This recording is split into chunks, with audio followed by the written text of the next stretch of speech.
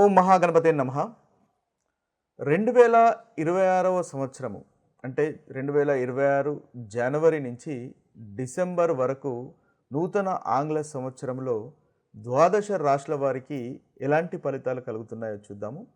ముందుగా ఈ 2026వ సంవత్సరంలో ఉన్నటువంటి గ్రహస్థితిని కనుక మనం ఒకసారి గమనించినట్టయితే చక్కటి గ్రహస్థితి కనిపిస్తుంది. ముఖ్యంగా మనకి గురువు మనము ఏదైతే సంవత్సరం పొడుగున ఫలితాలను చూస్తున్నాం కాబట్టి దీర్ఘకాలికంగా మనకు సంచారం చేసేటటువంటి గ్రహాలను కనుక చూసినట్టయితే గురువు, శని, రాహువు, కేతువు ఈ 4 గ్రహాల యొక్క సంచారాన్ని మనం పరిగణలోకి తీసుకొని ఈ ఫలితాలు ఏ విధంగా ఉంటాయి ఈ సంవత్సరము ప్రతి రాశి వారికి అనేది చూద్దాము. అయితే ఈ సంవత్సరము గురువు మనకి ముఖ్యంగా మిథున రాశిలో సంచారం చేస్తున్నాడు. అదేవిధంగా కర్కాటక రాశిలో సంచారం చేస్తాడు. అదేవిధంగా మనకు సింహరాశిలో కూడా గురువు యొక్క సంచారం అనేది ఈ సంవత్సరం ఉంటుంది. ఇక శని యొక్క సంచారము మీనరాశిలో ఉంటుంది. ఇక రాహువు కుంభరాశిలో సంచారం చేస్తున్నాడు. కేతువు సింహరాశిలో సంచారం చేస్తున్నాడు. ఈ శని యొక్క సంచారము, రాహు యొక్క సంచారము, కేతు యొక్క సంచారము ఈ సంవత్సరము వారి ఆ రాశిలో మాత్రమే వారి యొక్క సంచారం ఉంటుంది. అంటే శని మీనరాశిలోను, కేతు సింహరాశిలోను, అదేవిధంగా రాహు కుంభరాశిలోను సంచారం చేస్తారు. అయితే మనకి శని వక్రీకరిస్తాడు. ఒకే రాశిలో సంచారం చేస్తున్నప్పటికీ శని మనకు జూలై 27వ తేదీ రోజు వక్రగతుడవుతాడు. ఇదొకటి మనము కాంబినేషన్ పరిగణలోకి తీసుకోవాలి. అదేవిధంగా మనకు గురువు కూడా మనకి ముఖ్యంగా చూసుకున్నట్టయితే గురువు కూడా వక్రీకరించి ఉన్నాడు. మార్చి 11th వరకు మనకు వక్రీకరించి మిథున రాశిలో ఉంటాడు. అయితే ఈ యొక్క గ్రహ సంచారాన్ని ఈ సంవత్సరం పొడుగున 3 భాగాలుగా మనము విభజించినట్టయితే జనవరి, మే వరకు ఒక భాగము, అదేవిధంగా మనకు జూను మాసంలో మనకు మార్పులు జరుగుతున్నాయి. జూన్ 2వ తేదీన కర్కాటక రాశిలోకి గురువు సంచారం ఉంటుంది. కాబట్టి జూన్ మాసము ఒక సంచారంలో కలిగే మార్పు. ఇక జూలై, అక్టోబర్ కూడా మనం తీసుకున్నట్టయితే జూలైలో శని వక్రగతుడవుతున్నాడు. ఇక అక్టోబర్ 31వ తేదీ గురువు మనకు సింహరాశిలో సంచారం చేస్తున్నాడు. అంటే మనకి అక్టోబర్ తర్వాత నుంచి అదేవిధంగా జనవరి, మే వరకు, జూను, తర్వాత జూలై నుంచి అక్టోబర్ వరకు ఇలా మనం విభజించుకుంటూ మనము ద్వాదశ రాశుల యొక్క ఫలితాలు ఈ సంవత్సరము ఏ విధంగా ఉంటాయో చూద్దాము. కర్కాటక రాశి వారికి 2026 సంవత్సరం మొత్తము ఉన్నటువంటి ఫలితాలు కనుక మనం చూసినట్టయితే ఈ రాశి వారికి శని గ్రహం యొక్క సంచారం చాలా చక్కటి ఫలితాలు కలుగజేస్తున్నాడు. శని మొత్తము మీన రాశిలో సంచరిస్తాడు. ఈ కర్కాటక రాశి వారికి నవమ భావం అవుతుంది. కాబట్టి శని మొత్తము ఈ సంవత్సరం అంతయు కర్కాటక రాశి వారికి అనుకూలమైనటువంటి ఫలితాలు కలుగజేస్తున్నాడు.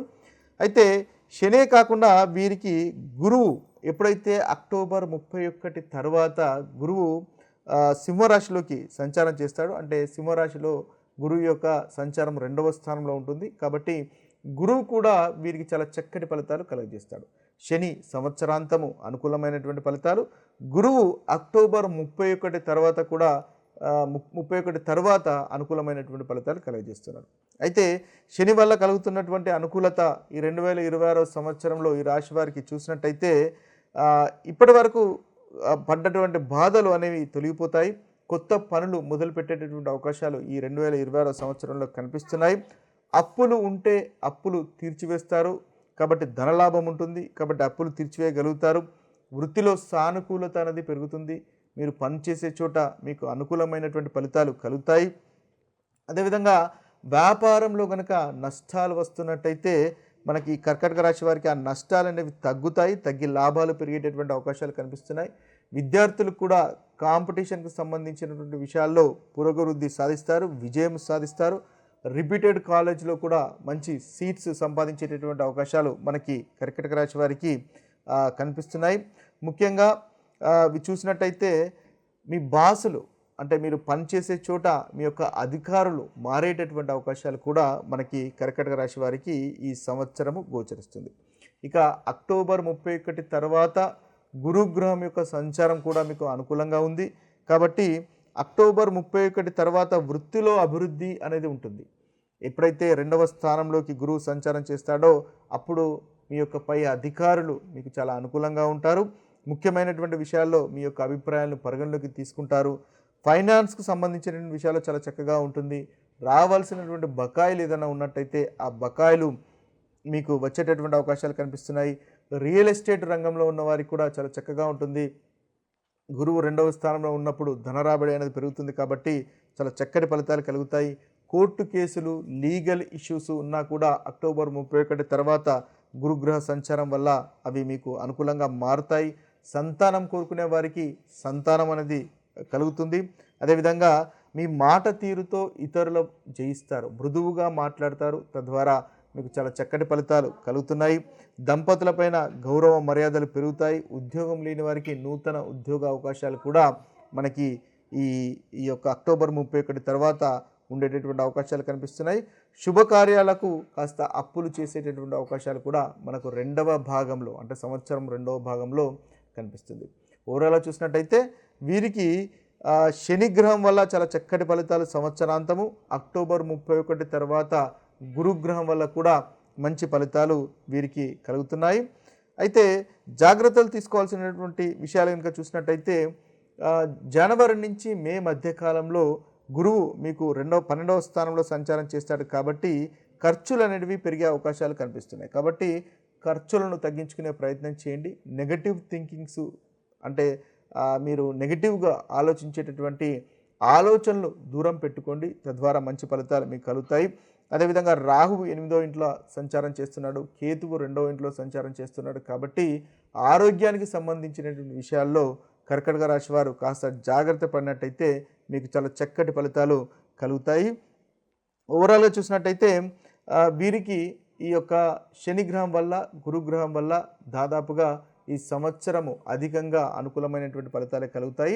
ముఖ్యంగా రాహు కేతు వల్ల ఉన్నటువంటి ప్రతికూలత తొలగిపోవడానికి వీరికి సంబంధించినటువంటి పరిహారాలు చేసుకున్నట్టయితే అనుకూలత అనేది పెరుగుతుంది. అయితే మనము ఈ రాశుల అన్నిటికీ ఈ యొక్క గ్రహాల యొక్క సంచారాన్ని ఆధారంగా చేసుకొని మనకు కలుగుతున్నటువంటి ప్రతికూలమైనటువంటి ఫలితాలు అధిగమించడానికి, మనకు కలుగుతున్నటువంటి చెడు ఫలితాలను పోగొట్టుకొని మంచి ఫలితాలను ఇంకా ఇంక్రీజ్ చేసుకోవడానికి పరిహారాలను కనుక చూసినట్టయితే మనం ముఖ్యంగా మేషరాశి, ధనస్సు రాశి, కన్యరాశి, మేషరాశి, ధనస్సు రాశి, కన్యరాశి ఈ 3 రాశులకు ఈ సంవత్సరము కేతుగ్రహము అంతగా అనుకూలంగా లేడు. కాబట్టి ఈ 3 రాశుల వారు కేతుగ్రహానికి సంబంధించినటువంటి పరిహారాలు చేసుకున్నట్టయితే మీకు చాలా చక్కటి ఫలితాలు కలుగుతాయి. ముఖ్యంగా కేతుగ్రహం అంటే కేతు యొక్క మంత్రాన్ని మీరు ప్రతిరోజు పఠించవచ్చు. ఓం కెం కేతవాయ నమః అనేటటువంటి మంత్రాన్ని మీరు 108 సార్లు పఠించవచ్చు. లేదా ఓం శ్రాం శ్రీం శ్రౌం సహ కేతవాయ నమః అనేటటువంటి మంత్రాన్ని కూడా మీరు బీజ మంత్రాన్ని 108 సార్లు పఠించినట్టయితే చాలా చక్కటి ఫలితాలు మీకు కలుగుతాయి. అదేవిధంగా మంగళవారం కానీ శనివారం కానీ ఒకవేళ మీకు ప్రతిరోజు కనుక కుదరకపోయినట్టయితే కనీసం మంగళవారము శనివారము సాయంత్రము ఈ కేతుగ్రహ మంత్రాన్ని పఠించినట్టయితే ఈ సంవత్సరం మొత్తము కేతు వల్ల కలుగుతున్నటువంటి ప్రతికూలమైనటువంటి ఫలితాలు ఈ 3 రాశుల వారు అధిగమించగలుగుతారు. మేషరాశి, ధనస్సు రాశి, అదేవిధంగా కన్యరాశి. ఇక మిగతా రాశులు కనుక చూసినట్టయితే వృషభ రాశి, కర్కాటక రాశి, మకర రాశి, తులారాశి, మిథున రాశి ఈ యొక్క 5 రాశుల వారు రాహు కేతువుల యొక్క మంత్రాన్ని పఠించినట్టయితే వీరికి చక్కటి ఫలితాలు కలుగుతాయి. అంటే ఈ సంవత్సరంలో ఈ రాశుల వారు రాహు యొక్క గ్రహానికి సంబంధించినటువంటి పరిహారాలు చేసుకోవాలి. అదేవిధంగా కేతుకు సంబంధించినటువంటి పరిహారాలు కూడా చేసుకోవాలి. అంటే ఈ 2 గ్రహాలు ఈ రాశుల వారికి అంతగా అనుకూలంగా లేవు. ముఖ్యంగా వృషభ రాశి వారికి, కర్కాటక రాశి వారికి, మకర రాశి వారికి, తులారాశి వారికి, మిథున రాశి వారికి. అయితే వీరు ముందుగా మనము చెప్పుకున్నట్టుగా కేతు మంత్రాన్ని, కేతు బీజ మంత్రాన్ని 108 సార్లు మంగళవారం కానీ శనివారం కానీ పఠించండి. ఓం శ్రాం శ్రీం శ్రౌం సహ కేతవే నమః అనేటటువంటి మంత్రాన్ని పఠించినట్టయితే చక్కటి ఫలితాలు కలుగుతాయి. అదేవిధంగా ఈ రాశుల వారు ఈ సంవత్సరం పొడుగున గణపతిని ఆరాధించినట్టయితే ఈ కేతు గ్రహం వల్ల కలుగుతున్నటువంటి ప్రతికూలమైనటువంటి ఫలితాలు తొలగిపోయి అనుకూలమైనటువంటి ఫలితాలు కలుగుతాయి. అదేవిధంగా శివుడికి అభిషేకం చేసినా కూడా మనకు ఈ రాశి వారికి చక్కటి ఫలితాలు కలుగుతాయి. అయితే ఈ కేతు గ్రహంతో పాటుగా మనము రాహుగ్రహానికి సంబంధించినటువంటి పరిహారాలు కూడా చేసుకోవాలి. ముఖ్యంగా రాహుగ్రహం అంటే దుర్గామాతను కనుక ఈ రాశుల వారు ఈ సంవత్సరం ఆరాధించినట్టయితే చక్కటి ఫలితాలు కలుగుతాయి. అనుకున్నటువంటి మీకు పనులు నెరవేరుతాయి. ముఖ్యంగా రాహు యొక్క బీజమంత్రాన్ని కూడా మీరు పఠించవచ్చు. ఓం భ్రాం బ్రీం బ్రౌం సహ రాహవేన్ నమః అనేటటువంటి ఈ బీజ మంత్రాన్ని 108 సార్లు రాహుకాలంలో ఉదయం 7 గంటల నుంచి 9 గంటల మధ్య లేదా సాయంత్రము 4 గంటల 30 నిమిషముల నుండి 6 గంటల వరకు పఠించినట్టయితే వీరికి రాహుగ్రహం వల్ల కలుగుతున్నటువంటి ప్రతికూలమైనటువంటి ఫలితాలు కూడా తొలగిపోయి అనుకూలత అనేది కలుగుతుంది. ముఖ్యంగా నాగదేవతకు సంబంధించినటువంటి పూజలు కానీ చేసుకున్నట్టయితే మీకు ఈ రాహుగ్రహం వల్ల కలుగుతున్నటువంటి దుష్ఫలితాలు ఏదైతే ఉన్నాయో రాహు కేతు వల్ల కలుగుతున్నటువంటి దుష్ఫలితాలు తొలగిపోతాయి. అంతేకాకుండా శివునికి కూడా మీరు ఈ సంవత్సరం పొడుగున ఈ రాశుల వారు శివునికి సంబంధించినటువంటి పూజలు కనుక చేసుకున్నట్టయితే చక్కటి పరిహారాలుగా ఉపయోగపడతాయి. ఏదైతే ప్రతికూలమైనటువంటి ఫలితాలు ఉన్నాయో ఆ ప్రతికూలమైనటువంటి ఫలితాలు తొలగిపోతాయి.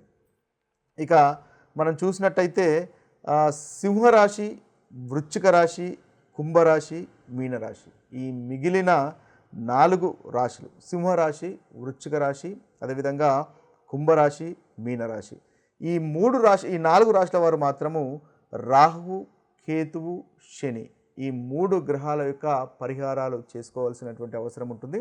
అంటే ఈ సంవత్సరం పొడుగున మీకు ఈ 3 గ్రహాలు దాదాపుగా అంతగా అనుకూలంగా లేవు. కాబట్టి ఈ ప్రతికూలమైనటువంటి ఫలితాలు తొలగిపోయి అనుకూలమైనటువంటి ఫలితాలు కలగడానికి ఈ 3 గ్రహాల యొక్క పరిహారాలు అనేది చేసుకోవడం ఉత్తమము.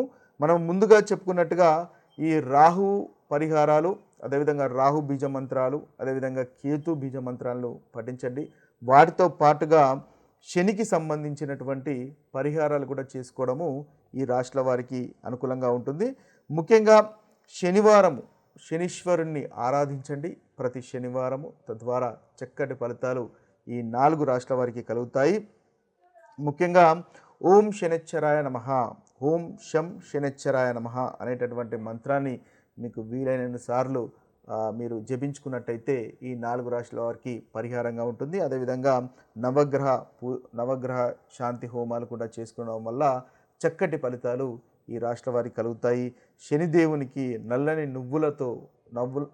నువ్వుల నూనెతో కనుక మీరు దీపం వెలిగించినట్టయితే ఈ సంవత్సరం పొడుగున ఈ రాశుల వారికి చక్కటి ఫలితాలు కలుగుతాయి. అదేవిధంగా బీదలకు కానీ లేని వారికి కానీ వస్త్రాలు దానం చేసినా కూడా మీకు చాలా చక్కటి ఫలితాలు కలుగుతాయి. అదేవిధంగా నాగదేవతకు పూజలు చేసినా కూడా మీకు ఈ రాశుల వారికి చక్కటి ఫలితాలు కలుగుతాయి. ఏదైతే ప్రతికూలమైనటువంటి ఫలితాలు ఉన్నాయో ఆ ప్రతికూలమైనటువంటి ఫలితాలు తొలగిపోతాయి. ఇవి స్థూలంగా మనకు 12 రాశుల వారికి ఉన్నటువంటి పరిహారాలు, ఈ సంవత్సరం చేసుకోవాల్సినటువంటి పరిహారాలు. మరొక వీడియోలో మరొక రాశి ఫలితాలతో కలుద్దాము. అంతవరకు సెలవు. సర్వే జన సుఖినో భవంతు, సర్వే సుజన సుఖినో భవంతు. నమస్తే.